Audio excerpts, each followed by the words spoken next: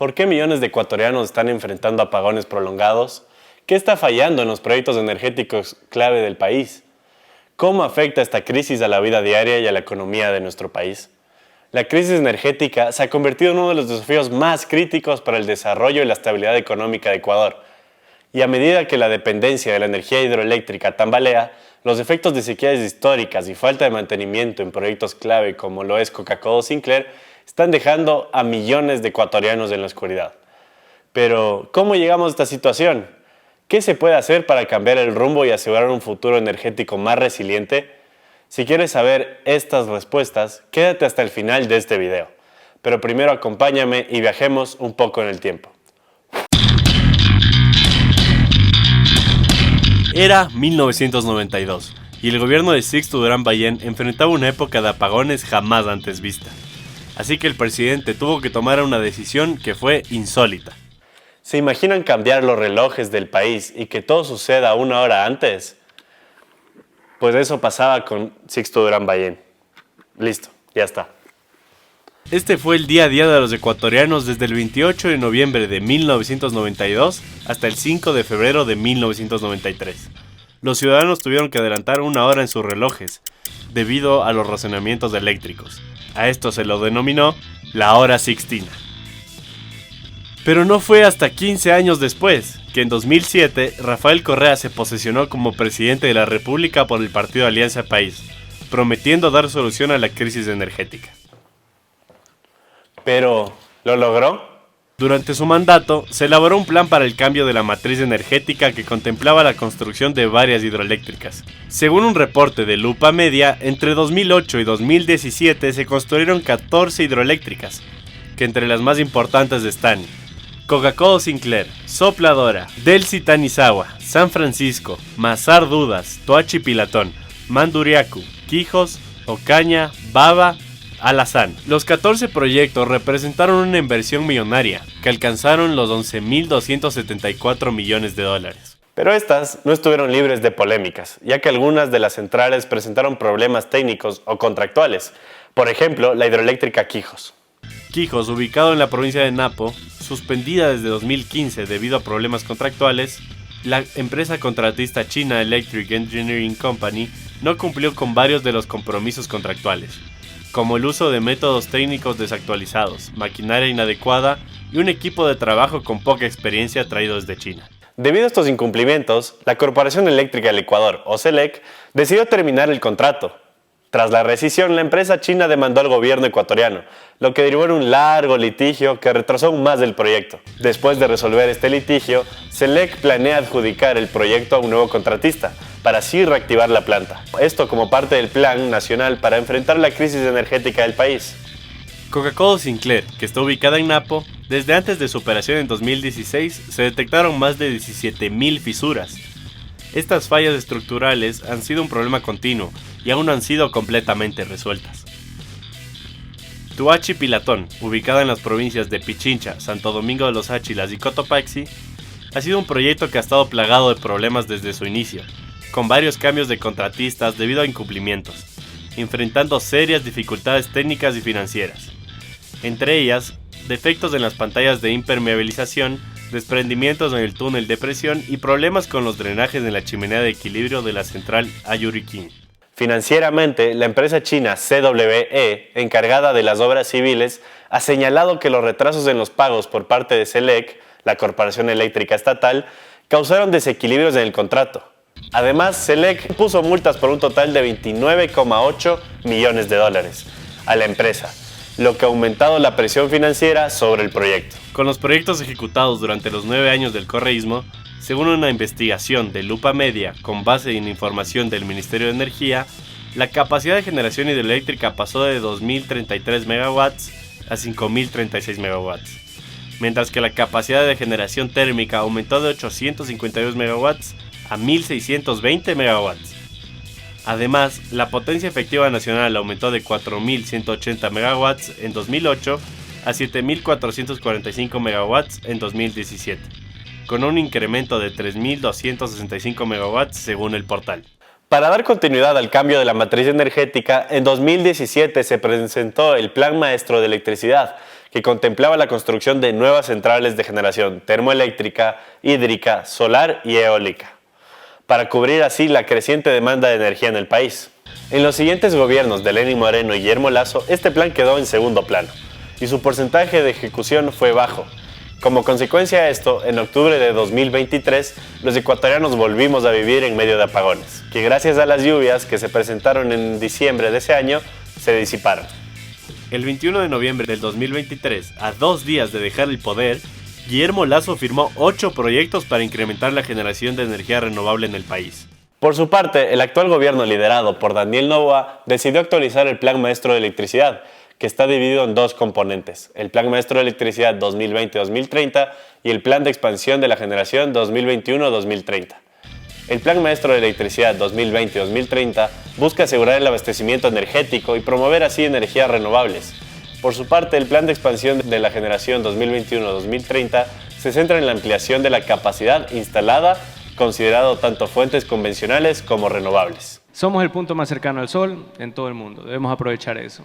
Ya hemos reactivado proyectos abandonados por otros gobiernos, sumado 410 megawatts. Hemos desempolvado obras, hemos despertado, ofertas que estaban guardadas en cajones. Al día de hoy, los cortes de energía diarios se extienden hasta por 10 horas, generando millones de pérdidas. Según el Comité Empresarial Ecuatoriano, CEE, cada corte de energía de 8 horas genera pérdidas de aproximadamente 96 millones de dólares. Todo esto a escala nacional. Esta crisis energética evidencia cómo en algunos casos la falta de decisión en varios gobiernos ha llevado al Ecuador a enfrentar retos significativos en la gestión de su energía. Ahora, ¿cuáles han sido los factores que contribuyeron a que hoy en día atravesemos una crisis energética? Debemos entender que Ecuador enfrenta una crisis energética severa. Esto debido a una combinación de factores tanto estructurales como coyunturales. La falta de lluvias por las sequías ha afectado significativamente la generación de energía hidroeléctrica, la cual representa el 91% de electricidad del país. Otro factor son los subsidios energéticos. Para el experto Jorge Luis Hidalgo, estos subsidios afectan al presupuesto para los mantenimientos de inversión. A esto se suma también la dependencia a la energía hidroeléctrica. Hidalgo recalca que el Ecuador es un país rico en recursos para generar energía renovable, como por ejemplo energía solar, eólica o utilizar gases naturales, ¿por qué no? A medida que las sequías se intensifican, las plantas hidroeléctricas operan a menor capacidad y el país no puede satisfacer la demanda interna, lo que obliga a realizar cortes de electricidad que afectan gravemente. En una entrevista para Teleamazonas del pasado lunes 14 de octubre, la ministra de Energía y Minas de Encargada, Inés Manzano, explicó que esta problemática llegará a su fin antes de terminar el 2024. O eso dicen.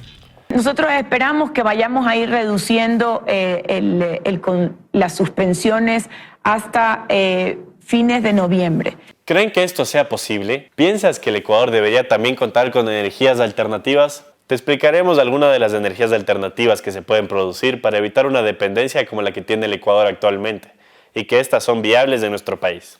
Una fuente de energía alternativa a la hidroeléctrica es la energía solar, la cual es muy utilizada en diferentes países, como por ejemplo Alemania, donde esta representa aproximadamente el 10% de la generación eléctrica total. España es otro país que utiliza este tipo de energía. Un 11% de su matriz energética proviene de la energía solar. La energía eólica es otra alternativa recomendada en países como Dinamarca. Más del 50% de su electricidad proviene del viento. En el Reino Unido, la energía eólica también representa una parte importante, con un 24% de su generación eléctrica. Estas fuentes no son solo renovables, sino que también ayudan a diversificar las matrices energéticas y reducir así la dependencia a combustibles fósiles o hidroeléctricas. Entonces, podríamos guiarnos de la diversificación que existen en otros países como una alternativa a la problemática actual. Y tal vez sabes cuál es el sistema energético en otros países. Países vecinos como Perú no suelen tener crisis energéticas como la que hemos estado viviendo nosotros. ¿Por qué? El analista económico Alberto Acosta en su cuenta de X explicó que la matriz energética del Perú se compone de un 60% de energía hidroeléctrica y un 27% termoeléctrica. Pero la diferencia con Ecuador es que su sistema energético cuenta con participación privada, lo que facilita las inversiones. Así evitan tener apagones durante los estiajes. Otro ejemplo sería el modelo energético de Uruguay, que ha transformado casi completamente su generación eléctrica a fuentes renovables y actualmente cerca del 98% de su electricidad proviene de energías renovables, incluyendo la hidroeléctrica, eólica y solar. Asimismo, El Salvador actualmente trabaja con energías renovables y energía geotérmica, que representan el 25% de su consumo energético. Además, el país está aumentando su capacidad solar y promoviendo nuevos proyectos de energía solar para diversificar su mix energético y así reducir la dependencia de combustibles fósiles. Este es el futuro en muchos países. En contraste, Ecuador depende en un 91% de energía hidroeléctrica, por eso enfrenta dificultades debido a sequías y la falta de mantenimiento de plantas. La viabilidad de diversificación energética es mayor en Perú, que está avanzando en energía solar y eólica. Mientras que Ecuador, al ser más dependiente de hidroeléctricas, debe enfocarse en mejorar el mantenimiento de sus plantas y así buscar fuentes alternativas. Este país es bendito en recursos energéticos, renovables y renovables. Tenemos probablemente uno de los temas hídricos o recursos hídricos más grandes del mundo por metro por kilómetro cuadrado. Tenemos energía solar, tenemos energía eólica, tenemos gas natural, enormes fuentes de gas natural. Pero resolver esta problemática no es tan simple. ¿Qué debería suceder en Ecuador para combatir esta crisis? El Plan Maestro de Electricidad de Ecuador, que fue actualizado por el actual gobierno, propone soluciones energéticas a corto, mediano y largo plazo. La ministra de Energía encargada aseguró que el gobierno ya ha contratado un primer bloque de energía. Este aportará 341 megawatts. Parte de este paquete es la barcaza turca, que entró en operaciones el 14 de septiembre.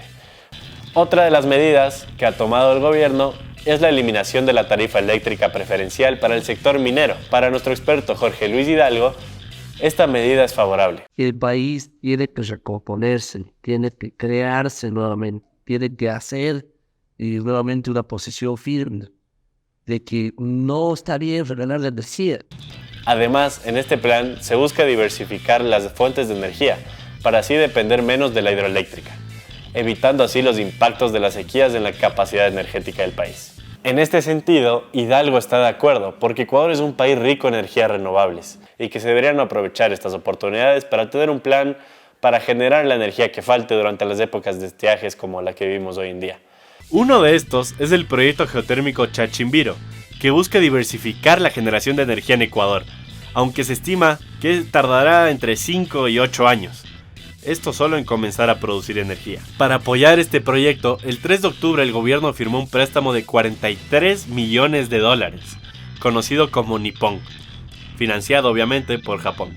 La construcción comenzará a principios de 2025 y se espera que ofrezca una solución a largo plazo para los cortes de energía.